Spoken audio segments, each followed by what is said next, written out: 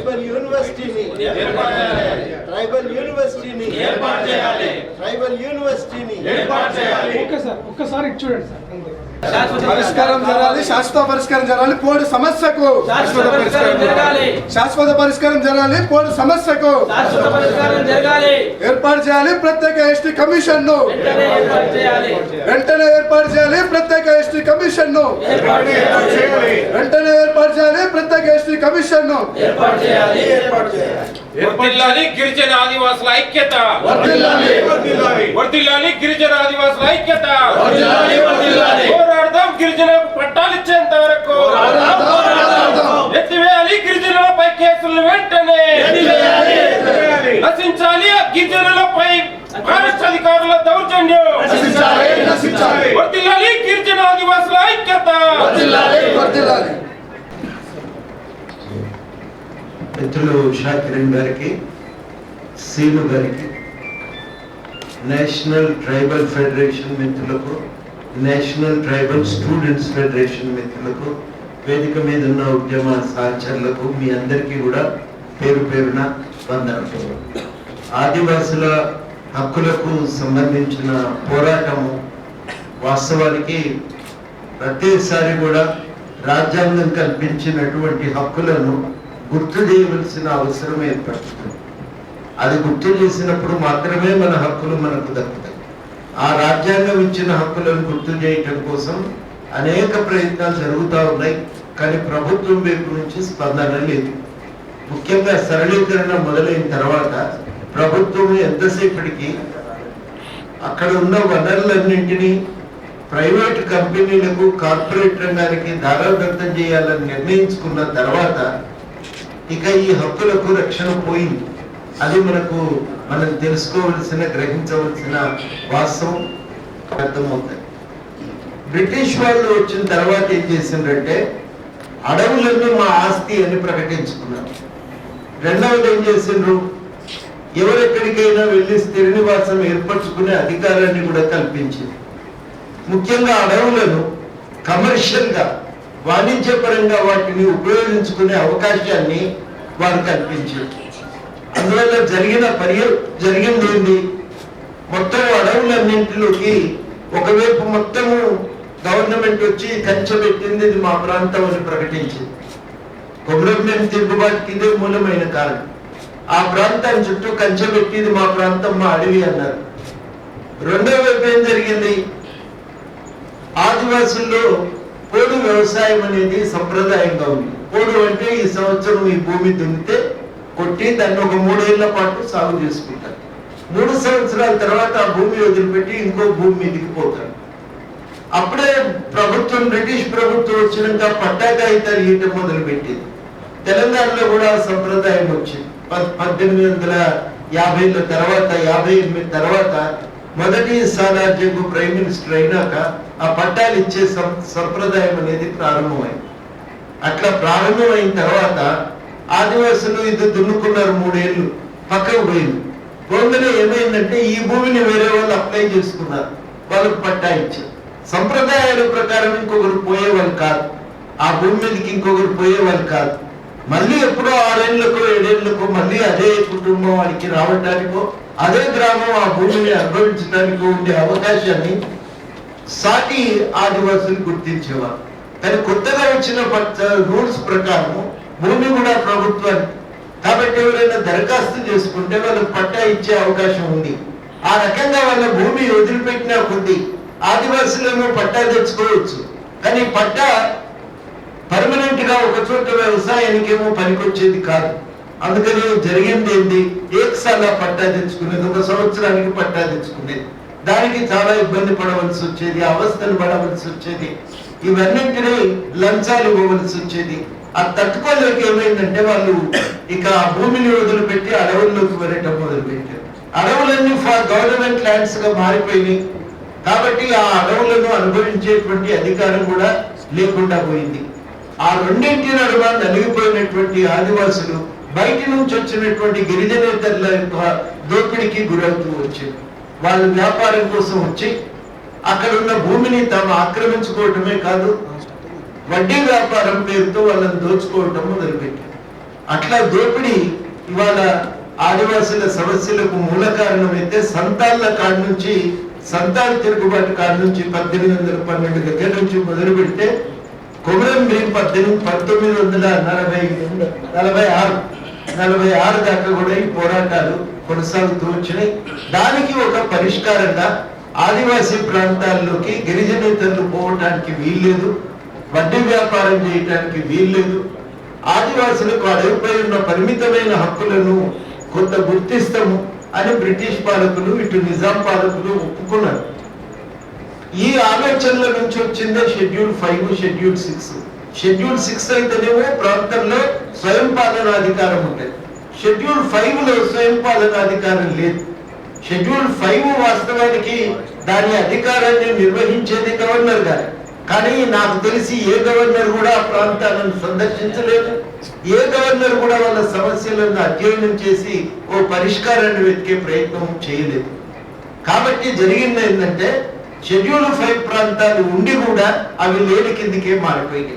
అట్లా మారిపోయినటువంటి పరిస్థితుల్లోనే నెహ్రూ కమిటీలు అనేక కమిటీలు వేసి చివరాఖరికి ఏం చేసిందంటే ఐటీడీఏలను ఏర్పాటు చేసి ఆదివాసీ ప్రాంతాల పాలన కోసం ఐటీడీఏలు ఏర్పాటు చేసి ఐటీడీఏల ద్వారా ప్రత్యేకంగా సంక్షేమ నిధులు ఖర్చు పెట్టి విద్య కోసం ఖర్చు పెట్టి ఆదివాసీ ప్రాంతాల అభివృద్ధి కోసం చర్యలు తీసుకోవటం ఒకవైపు జరిగితే, రెండో వైపు బయటి ప్రాంతాల వాళ్ళు భూములు కొనకుండా నిషేధాలు జారీ చేస్తే, మూడోది జరిగింది ఏంటంటే ఆ ప్రాంతాలలో ఉన్న ఉద్యోగాలు వాళ్ళకే ఇవ్వాలని, నాలుగవది వాళ్ళు దున్నుకుంటున్న భూములను కొలిచి పట్టాలిచ్చి వాళ్ళు అనుభవించడానికి అటవీ అధికారుల వేధింపుల నుంచి ఒక రక్షణ కల్పించడానికి ఒక ప్రయత్నం జరిగింది.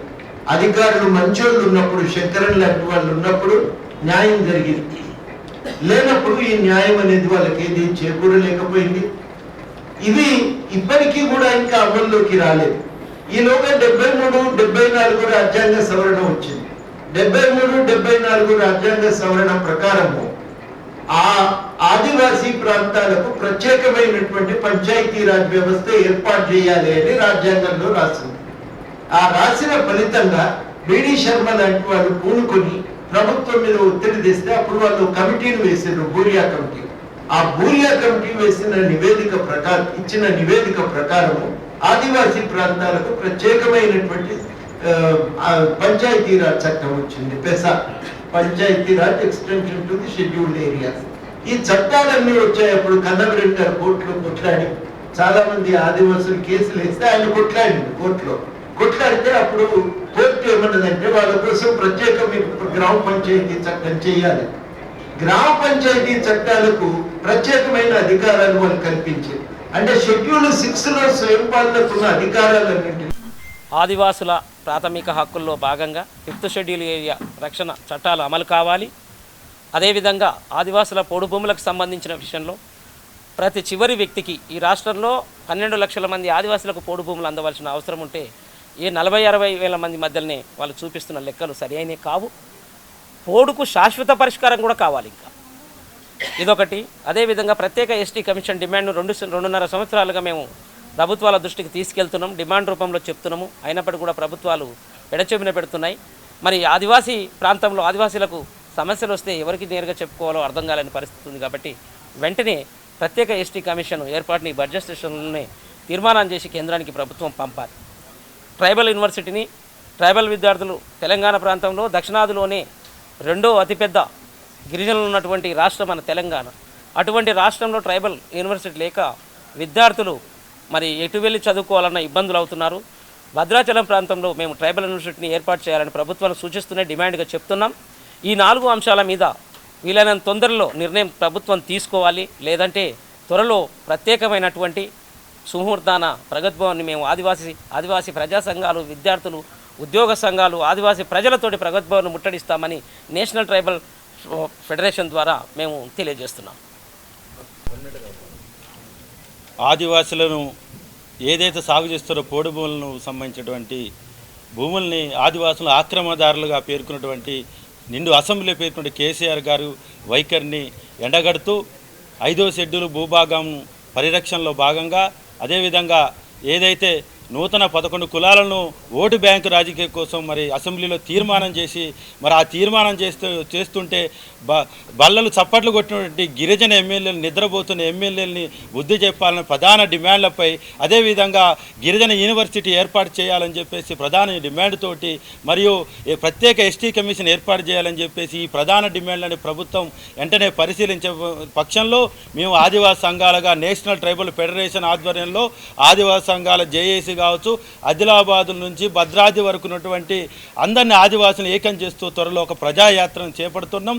ఆ యాత్ర ద్వారా రేపు రాబోయే రోజుల్లో ప్రగతి భవన్ ముట్టడి కూడా చేస్తామని చెప్పేసి ఈ సందర్భంగా స్పష్టం చేస్తూ ప్రభుత్వం వెంటనే ఈ డిమాండ్లను పరిశీలించిన పక్షంలో నీ యొక్క పార్టీని, నీ యొక్క కేసీఆర్ బీఆర్ఎస్ని మొత్తం ఏజెన్సీ ప్రాంతంలో గోరీ కొడతాం, బందా పెడతామని చెప్పేసి కూడా తెలియజేస్తూ ఈ యొక్క యూనివర్సిటీలో నిర్మించినటువంటి ఈ యొక్క రౌండ్ టేబుల్ సమావేశం ద్వారా మరి ప్రభుత్వం పరిశీలించాలని చెప్పేసి ఈ యొక్క ఏదైతే ఉద్యమాల గడ్డ ద్వారా మేము ముందుకు పోతామని చెప్పేసి మరొకసారి తెలియజేస్తున్నాం. జై ఆదివాసీ, జై కొమరం భీం. ఇప్పటిదాకా మావోయిస్టుల పేర్ల మీద కానీ, లేదంటే ప్రజా సంఘాల పేర్ల మీద కానీ, లేదంటే ఇతర రాజకీయ పార్టీల పేర్ల మీద కానీ అగ్రకులాలే ఆధిపత్యం చేస్తున్నాయి. సో వీళ్ళ సమస్యల్ని పక్కదారి పట్టిస్తున్నాయి. ఉమ్మడి ఆంధ్రప్రదేశ్లో రెడ్డి సామాజిక వర్గం 50 ఏళ్ళు పరిపాలన చేసింది, ఒక్క ఆదివాసీ సమస్యను పరిష్కారం చేయలేదు. ఇవాళ గత 9 సంవత్సరాలుగా వెలమ సామాజిక వర్గము ఇలా పరిపాలన చేస్తుంది. వాళ్ళ జనాభా ఎంత? 1% జనాభా లేని వాళ్ళు ఇవాళ పరిపాలన చేస్తున్నారు. మరి ఆదివాసుల జనాభా ఎంత వాళ్ళతో పోల్చుకుంటే? కాబట్టి వాళ్ళ ఆదివాసులకి వాళ్ళ సమస్యకు పరిష్కారాన్ని కనుక్కోవడంలో వాళ్ళు వైఫల్యం చెందుతున్నారు అనేది నాకున్న వ్యక్తిగత అభిప్రాయం. ఎందుకంటే రాజకీయ అధికారం అనే మాస్టర్ కీ ద్వారా మాత్రమే మన సమస్యలకి పరిష్కారం లభిస్తుందని బాబాసాహెబ్ అంబేద్కర్ చెప్పాడు. విద్య అనే ఆయుధం ద్వారా మాత్రమే మన యొక్క జీవితాలు మారుతాయని చెప్పాడు అంబేద్కర్. మరి ఇప్పటిదాకా వీళ్ళని మభ్యపెట్టిన ఈ మావోయిస్టులు కావచ్చు, లేదంటే ఇంకా ఇతర పార్టీలు కావచ్చు, ఇంకా ఎవరైనా అగ్రకుల పార్టీలు కావచ్చు, ఇప్పటి వరకు వాళ్ళ సమస్యలకి శాశ్వత పరిష్కారాన్ని ఇవ్వలేదు. కాబట్టి నేను ఒకటే అడుగుతున్న ఈ సందర్భంగా ఆదివాసీ సంఘాలను, ప్రత్యేక రాజకీయ పార్టీ ఒకటి పెట్టండి, మీ సమస్యలు ఎట్లా పరిష్కారం కావాలని నేను చెప్తాను. ప్రత్యేక రాజకీయ ఉద్యమం చేయండి.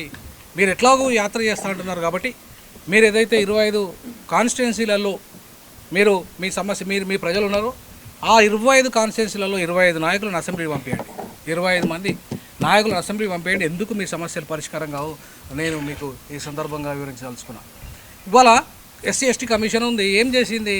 ఉమ్మడి రాష్ట్రంలో, తెలంగాణ రాష్ట్రంలో ఏం చేసింది? ప్రత్యేక కమిషన్ వచ్చినంత మాత్రాన మన సమస్య లేదు పరిష్కారం అయితే నాకు అసలే లేదు. ఎందుకు లేదంటున్నానంటే నేను ఒక SC/ST డైరెక్టర్గా పనిచేశాను 3 ఏళ్ళు ఉస్మానియాలో. ఒక్క సమస్యకు SC/ST కమిషన్ పరిష్కారం చేయలే, ఒక్క సింగిల్ సమస్యను కూడా పరిష్కరించలే. మరి అటువంటిప్పుడు ST కమిషన్ ఏదో చేస్తుంది అనుకోవడము అంత పెద్దగా నేనైతే ఎక్స్పెక్ట్ చేయట్లేదు. ఎందుకంటున్నా ఈ మాట అంటే కమిషన్స్, జాతీయ కమిషన్ వచ్చింది ఇక్కడ ఒక రోజంతా 2 రోజులంతా కూడా చర్చ పెట్టింది. అట్లాగే రాష్ట్ర కమిషన్ వచ్చింది ఇక్కడ ఒక రోజు 2 రోజులు సుదీర్ఘంగా అనేక లక్నాసు, అనేక లుకలుకలు అందులో ఉన్నాయి. కానీ ఏ ఒక్క సమస్యకు ఇప్పటి వరకు పరిష్కారం లేదు. చివరికి బ్యాక్లాగ్ పోస్టులు కూడా పరిష్కారం కాలేదు. బ్యాక్లాగ్ పోస్టులు కూడా నింపలేదు ఇప్పటివరకు తెలంగాణ ఉస్మానియా విశ్వవిద్యాలయం. అక్కడ దాకేందుకు PhD అడ్మిషన్లో మేము చెప్తున్నాను ఈ సందర్భంగా, మా లా డిపార్ట్మెంట్లో 14 వేకెన్సీలు ఉన్నాయి. ఒక్క ఆదివాసీ బిడ్డ క్వాలిఫై కాలే, ఒక మాదిగ బిడ్డ క్వాలిఫై కాలే, ఒక MBC బిడ్డ క్వాలిఫై కాలే. మరి ఈ మోస్ట్ బ్యాక్వర్డ్ కులాలు ఏవైతే ఉన్నాయో, MBCలు కావచ్చు, STలలో ఆదివాసీలు కావచ్చు, గోండ్లు కావచ్చు, అలాగే SCలలో మాదిగా అండ్ అలర్డ్ కమ్యూనిటీస్ కావచ్చు, అలాగే ఇవాళ ముస్లింలలో ఏదైతే దుదేకుల కమ్యూనిటీ కావచ్చు, ఇతర కమ్యూనిటీస్ కావచ్చు, ఇవాళ PhD ఎంట్రన్స్లో వాళ్ళు క్వాలిఫై అయ్యే పరిస్థితి లేదు. మరి వాళ్ళు ఎట్లా వాళ్ళ చదువుకునే హక్కును వాళ్ళు ఏ రకంగా పొందుతారు అనేది చాలా కీలకమైన ప్రశ్న. కాబట్టి ఇవాళ స్పష్టంగా నేను ఒకటే మీకు ఈ సందర్భంగా వివరించదలుచుకున్నా, జల్ జంగల్ జమీన్ కొమరం భీం గారి స్ఫూర్తి మన జాతులకు కొరవడింది అనేది నాకున్న అభిప్రాయం. ఆ రోజు పొలిటికల్ పార్టీలు ఆయన పెట్టకపోవచ్చు, కానీ ఒక ఆత్మగౌరవ ఉద్యమాన్ని మాత్రం ఇవ్వగలిగాడు, ఒక స్ఫూర్తి ఇవ్వగలిగాడు. మొదటిసారిగా ఉస్మానియా తెలంగాణ ఉమ్మడి రాష్ట్రంలో అధికారికంగా కొమరం భీము యొక్క మేము అది ఏర్పాటు చేసేసి SC/ST సెల్ ఆధ్వర్యంలో మొదటిసారిగా ఆదివాసుల అస్తిత్వాన్ని కాపాడాం. అట్లాగే నా స్టూడెంటు అనురాధ PhD వచ్చిన ఫస్ట్ నాకు గైడ్షిప్ వచ్చినప్పుడు ఫస్ట్ సీట్ ఇచ్చింది నేను ఒక ఆదివాసీ బిడ్డకని చెప్పేసి సగర్వంగా చెప్పగలను. ఎందుకంటున్నా ఈ కమిట్మెంట్ అనేది మన వర్గాల్లో రావాలి. ఏ వర్గాలు అయితే బాగా బ్యాక్వర్డ్గా ఉన్నాయో, బాగా వెనుకబడి ఉన్నాయో వాళ్ళని ముందుకు తీసుకెళ్ళే ప్రయత్నం ఎవరైతే మన వర్గాల్లో ఎవరైతే కొంచెం డెవలప్ అయ్యారో వాళ్ళు చేయాల్సిన బాధ్యత ఉంది. ఆ దిశగా ఒక నూతన పందాలో ఇవాళ రాజకీయ ఉద్యమాన్ని ఆదివాసులు చేయగలిగితే నేనేంటున్నా ఈ సందర్భంగా మీ కాలకాడికి వస్తుంది గవర్నర్ వ్యవస్థ. గవర్నర్ మీ ఇంటికి వస్తాడు, మంత్రులు మీ ఇంటికి వస్తారు, ప్రతి వారు మీ దగ్గరకు వస్తారు. మీ గ్రామ పంచాయతీ తీర్మానం ప్రకారమే అక్కడ జరుగుతుంది. కానీ మన మధ్యలో లంబాడీల ఆదివాసుల మధ్యలో ఐక్యత ఉండదు, ఈవెన్ గోండ్ల మధ్యలో మిగతా కులాల మధ్యలో ఐక్యత ఉండదు. అసలు మనమంతా పీడితులమనే సమస్య, మనమంతా బాధితులమనే సమస్యను మనం అడ్రస్ చేయడం లేదు. పెరిఫెరల్గా మాత్రమే చూస్తున్నాం మనం. ఇవాళ మొత్తం లక్షల కోట్లు, వేల కోట్లు ఇలా ఆదివాసీ భూముల పేరు మీద ఇవాళ ఎవరైతే గిరిజనేతలు వచ్చి ఇవాళ మొత్తం లక్షల కోట్ల సంపద అంతా దోచేస్తున్నారో వాళ్ళ గురించి మనం మాట్లాడడం, వాళ్ళ గురించి మనకు అవసరం లేదు, ఎందుకంటే పరిపాలకులు వాళ్ళేగా. కాబట్టి నేను ఏమంటున్నానంటే ఈ సందర్భంగా ఆదివాసీ మిత్రులారా, అసలు ఈ భూమి మీది, ఈ దేశం మీది, ఇది దేశం ఆదివాసీలది. మీరు బ్రిటిష్ ఒక్కసారి రికార్డు చూడండి, ఈ దేశం ఎవరిది? సంతాల్స్ది. ఇది ఈ దేశానికి మూల పురుషులు ఆదివాసీలు. ఇవాళ వనవాసుల పేరు మీద రకరకాల మ్యానిపులేషన్స్ పేరు మీద వాళ్ళు ఈ దేశం ఇండిజియస్ పీపుల్గా, ఓనర్స్గా కాకుండా వాళ్ళని అన్యాయంగా ఇవాళ దుర్మార్గంగా వాళ్ళ జీవితాన్ని నాగం చేస్తున్న ఈ వ్యవస్థ మీద తిరుగుబాటు చేయాలి. ముఖ్యంగా రాజకీయ అధికారం అనే మాస్టర్ కీతో మాత్రమే అది పరిష్కారం అయితే తెలియజేస్తూ సెలవు. తెలంగాణ రాష్ట్రం ఏర్పడి 8 సంవత్సరాలు గడుస్తున్నప్పటికీ ఆదివాసీ గిరిజనులు ఎవరైతే ఉన్నారో తెలంగాణ రాష్ట్రం ఏర్పడితే మా బ్రతుకులు బాగుపడతాయి, మా విద్యా ఫలాలు మాకు అందుతాయి, రాజ్యాంగబద్ధంగా మాకంటూ ఒక రక్షణ ఉంటుందని చెప్పేసి ఎంతో సంతోషంగా తెలంగాణ రాష్ట్రంలో వాళ్ళు ఉద్యమ స్ఫూర్తిలో పాల్గొన్నారు. కానీ నేటికి 8 సంవత్సరాలు గడుస్తుంది. ఈ తెలంగాణ రాష్ట్రం ఏర్పడి ఇదే బీఆర్ఎస్ పార్టీ ఆదివాసీ గిరిజనుల కోసం ఎన్నో హామీలు, ఎన్నో వాగ్దానాలు చేసింది. కానీ నేటికి ఒక్కటి కూడా మంజూరు కాలేదు, ఒక్క ఆదివాసీ గిరిజనులకు చేతికి కూడా వెళ్ళలేదని చెప్పేసి చేస్తున్నాం. ఈరోజు మీరు చూస్తున్నట్లయితే తెలంగాణ రాష్ట్రంలో అటు మంచిర్యాల జిల్లా కానీ, ఇటు భద్రాద్రి జిల్లా కానీ, అటు ఖమ్మమే కానీ, అటు నల్లమల్ల ఆదిలాబాద్ నల్గొండ జిల్లా కానీ ఎక్కడ చూసినా ఆదివాసీ గిరిజన పైన ఆకృతాలు, అదేవిధంగా హత్యలు, అదేవిధంగా మానవంగాలు జరుగుతున్నాయి. కానీ ఏ ఒక్కళ్ళు కూడా స్పందించట్లేరు. మంచిర్యాల జిల్లాలో పోచమ్మగూడెంలో ఫారెస్ట్ అధికారులు వచ్చి ఆదివాసీ మహిళను ఘోరంగా కొట్టారు.